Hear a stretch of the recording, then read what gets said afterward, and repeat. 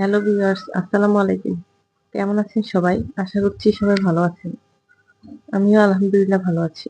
আজকে আবারও ছোট্ট একটা ব্লগ নিয়ে হাজির হয়ে গেলাম আপনাদের মাঝে। আজকে বাজারে গিয়েছিলাম, কিছু টুকটাক কেনাকাটা ছিল আমার। মাছ কেনার কোনো উদ্দেশ্যই ছিল না। কিন্তু এই মাছগুলা দেখে আমার এতটাই পছন্দ হয়েছে, না কিনে আর থাকতে পারলাম না। তাই এখানে কিছু ছোট মাছ নিয়ে আসলাম।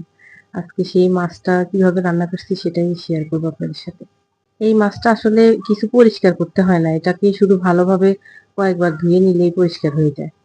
তো আমি আগে এই মাছটাকে ভালোভাবে ধুয়ে নিয়েছি, আর সাথে পেঁয়াজ কুচি, কাঁচামরিচ কুচি আর কিছু রসুন কুচি দিয়েছি, আর মরিচ ফালি দিয়েছি। আমার কাছে ছোট মাছের সাথে আসলে বাটা মসলা ব্যবহার না করে মানে কেটে দিলে বেশি ভাল লাগে। তাই আমি রসুনটাকে কুচি করেই দিয়েছি। আর আমি এখানে ছোট মাছের সাথে আসলে শুধু রসুনটাই ব্যবহার করি, আর কোনো মসলা ব্যবহার করি না। তাই এখানে শুধু রসুন কুচিটা দিয়েছি, আর সাথে হলুদ গুঁড়ো, মরিচ গুঁড়ো আর দিয়েছি ধনিয়ার গুঁড়ো। সাথে কিন্তু আমি ২টা আলু কুচি করে দিয়েছি। স্বাদ মতো লবণ দিয়েছি, আর সয়াবিন তেল দিয়ে এখন হাতে ভালোভাবে মেখে নিব। এখানে টমেটোটা আসলে একটু বাড়িয়ে দিলে বেশি স্বাদ লাগবে, যে যেমন পছন্দ করে আর কি। আমি এখানে বড় সাইজের ২টো টমেটো দিয়ে দিয়েছি। এখন এটাকে ভালোভাবে মাখাই নিতে হবে। যত বেশি ভালোভাবে মাখানো যাবে তত তরকারিটার মানে টেস্ট বেশি ভালো হবে।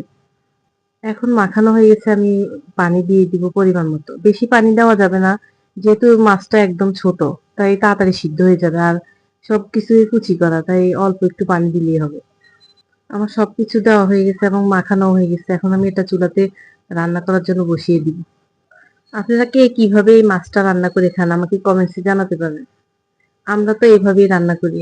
একদম আমি পানি শুকিয়ে পোড়া পোড়া করে ফেলবো।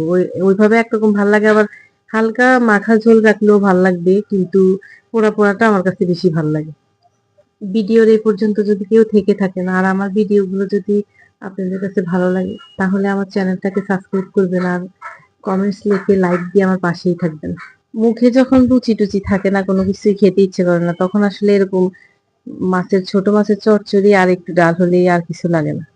গরম গরম ভাতের সাথে ছোট মাছের চচ্চড়ি আর ডাল ভাবতেই মুখে জল এসে গেছে। ছোট মাছটা আমি বেশি একটা পছন্দ করতাম না আগে, পরে আমার হাজবেন্ড একবার আনছিল বাজার থেকে, তো রান্না করার পরে ভালো লাগছে। এখন সেই থেকে আমি ছোট মাছটা পছন্দ করি।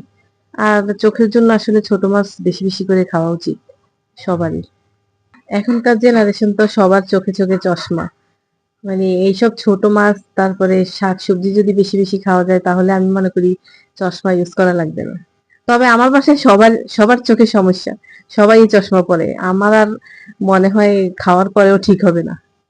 এই তো আমার রান্নাটা কমপ্লিট হয়ে গেছে, আমি এখানে ধনেপাতা কুচি দিয়ে দিয়েছি। আজকে এই পর্যন্ত, দেখা হবে নেক্সট কোনো ভিডিওতে। ততদিন পর্যন্ত আপনারা সবাই ভালো থাকবেন, সুস্থ থাকবেন। আল্লাহ হাফেজ।